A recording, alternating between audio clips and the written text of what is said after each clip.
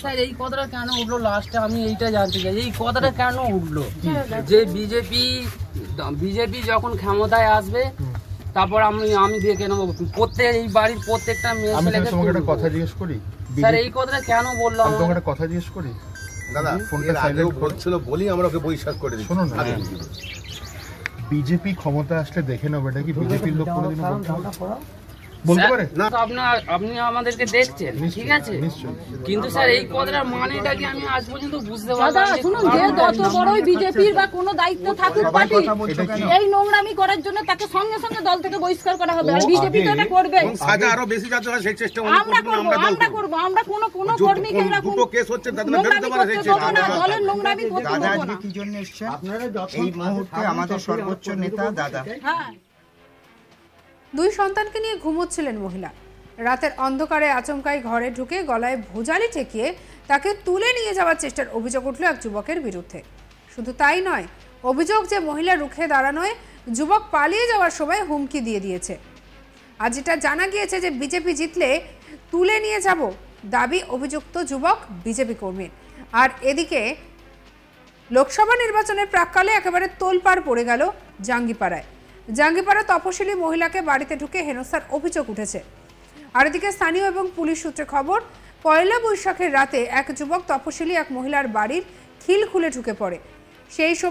যে সময় ঘটনাটি ঘটে সেই সময় মহিলা তার দুই সন্তানকে নিয়ে ঘুমোচ্ছিলেন।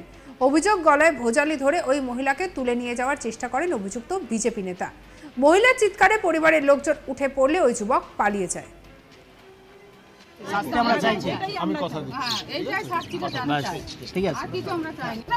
একটা কথা শুধু শুনে নিন, সেটা হচ্ছে আমাদের সর্বোচ্চ নেতা কবিরদা যখন বলে দিয়েছেন আমরা পুরো দল আপনাদের পাশে আছি, পুরো দল, এবং এই দিদিভাই বা যারা এখানে লোকাল নেতৃত্ব আছে তারাও পাশে আছে। অভিযোগ যাওয়ার আগে হুমকি দিয়ে যায় বিজেপি জিতলে তুলে নিয়ে যাব। ঘটনায় জাঙ্গিপাড়া থানায় অভিযোগ দায়ের করেন ওই মহিলা। অভিযুক্ত এলাকায় বিজেপি কর্মী বলে পরিচিত বলে জানিয়েছেন এলাকাবাসী। নির্যাতিতা মহিলা বলেন যে আমি বাচ্চাদের নিয়ে শুয়েছিলাম, খিল কখন খুলেছে টের পাইনি। আমি দেখি আমার দুটো হাত ধরেছে, চল তোকে তুলে নিয়ে যাব, যদি না যাস তোকে মেরে দেব। আবার বলছে চিৎকার করবি না, হাতে ভোজালি ছিল, আমায় বলছে তোকে আগে তুলবো, বিজেপি জিতলে তোর বাড়ির একে একে সকলকে তুলবো। তিনি আরও বলেন যে ওই লোকটা এই এলাকায় থাকে, আমি খুব ভয় পাচ্ছি, আমার পরিবারের সকলকে মেরে ফেলবে বলছে। ও নেশা করেছিল বলে মনে হয়, তবে কেন এমন করলো বলতে পারছি না। আর বাড়ি থেকে বেরোনোর সময় গালিগালাজ করেছে। তিনি এও জানান যে তার সঙ্গে এই প্রথমবারই এই ঘটনাটি ঘটেছে। কি বলছে নির্যাতিতা শুনবো। বলছে গেটটা যখন খুলেছিল তখন আমি শুনতে পাইনি, যখন গেটটা খুলেছিল তখন শুনতে পাইনি। যখন বাড়ির ভেতরে ঢুকে গেছে আমার ঘুমটা ভেঙেই আমি কে হাত গুনে ধরে গেছি। বলছে চেঁচাবি না, চেঁচালেই তোর পেটে ধজালি ঢুকিয়ে দেবো। দিয়ে আমি হাত গুনে ধরে বলছে যে আমাকে বলছে চ তোকে ধজালি, আমাকে হাত গুনে ধরে বলছে চ তোকে তুলে নিয়ে যাবো। আমি বলছি না আমি যাবো না, আমি যাবো না। তুমি কে বলো? বলছে আমি বলবো না, তুই জানিস না, আমাকে বলছে। দিয়েই আমাকে যাচ্ছি না বলে, বাড়ি থেকে বেরোচ্ছি না বলে আমার ছেলেগুলোকে উপরে উঠে গেছে, তো ছেলেগুলোকে মেরে দেবো।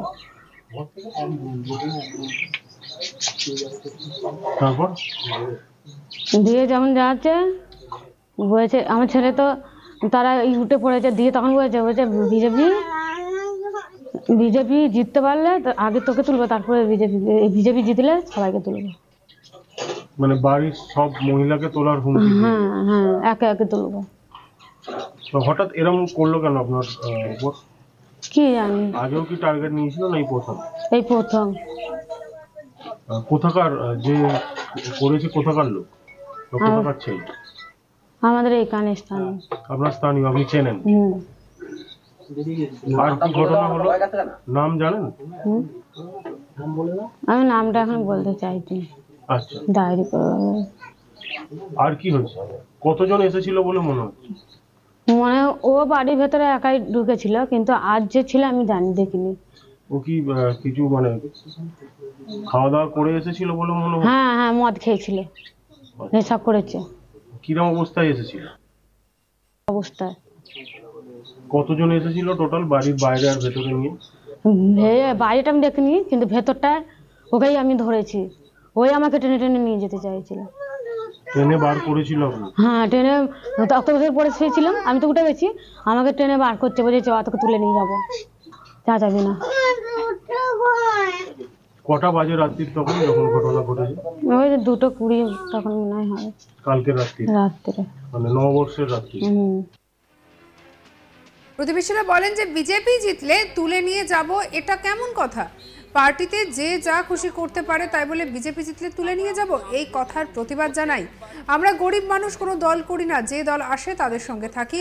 কেন এমন বলবে, মেয়েরা থাকবে, এমন অত্যাচার করবে, এটা মোটেও ভালো নয়। অপরদিকে বিজেপির হুগলি লোকসভা কেন্দ্রের প্রার্থী কবির শঙ্কর বসু জানিয়েছেন কোনো রকম অন্যায় তারা সমর্থন করবে না।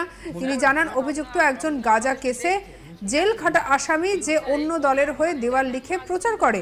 অনেকদিন আগে বিজেপি থেকে বরখাস্ত করার বদলা নিতে শুধুমাত্র বিজেপিকে বদনাম করার জন্য চক্রান্ত করে বিজেপির নাম নেয়। তাই এই রূপ নিন্দনীয়, অশালীন, ঘৃণ্য কাজের জন্য আমি প্রশাসনকে দাবি জানাই দোষীর সর্বোচ্চ শাস্তি হোক। কি বলছেন কবির শঙ্কর বসু, শুনবো। কাল রাতে খবর পেলাম যে হোসেনপুরে একজন মহিলার বাড়িতে,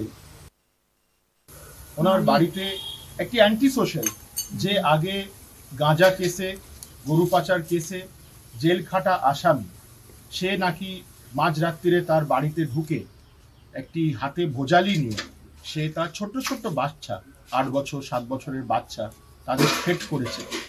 আমি খবরটা পেয়ে আজকে সকালে সেই বন্দনাদির বাড়ি পৌঁছেছি।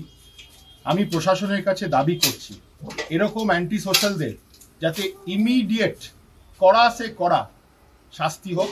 এবং তারা বাইরে আছে কিভাবে? আপনাদের তো ইলেকশন চলছে, এই রকম অ্যান্টি সোশ্যাল যদি বাইরে থাকে, প্রশাসনের কিন্তু দায়বদ্ধতা। আমি আবার বলছি, সাধারণ নাগরিকের সুরক্ষা প্রশাসনের দায়িত্ব, ল অ্যান্ড অর্ডার প্রশাসনের দায়িত্ব। এই ছেলেটি কিছুদিন আগে আমাদের সব দেয়াল মুছে দিয়েছে। এই ছেলেটি এখন ওপেনলি অন্য দলের জন্য, বিরোধী দলের জন্য কাজ করছে এবং গতকাল গিয়ে এই মহিলাদের ও ধমকেছে। আমার যারা এখানে কার্যকর্তা আছে, আমরা তীব্র নিন্দা করি এবং আমরা সবাই মিলে থানায় যাব, ওখানে দাবি করব যাতে এরকম অ্যান্টি সোশ্যাল এলিমেন্টস যারা সমাজের ভেতরে আছে তারা যাতে জেলে বন্ধ হয়ে যায়। এবং এই মহিলাদের সুরক্ষার দাবি করছি প্রশাসনের কাছে। একজন মহিলা মুখ্যমন্ত্রী শাসিত রাজ্য, এটা ওনার দায়িত্ব। স্যার, এই কথাটা কেন উঠলো লাস্টে, আমি এইটা জানতে চাই, এই কথাটা কেন উঠলো যে বিজেপি যখন ক্ষমতায় আসবে তারপর আমি দেখে নেবো। সঙ্গে রাখুন আজ তাক বাংলাকে, সাবস্ক্রাইব করতে ভুলবেন না।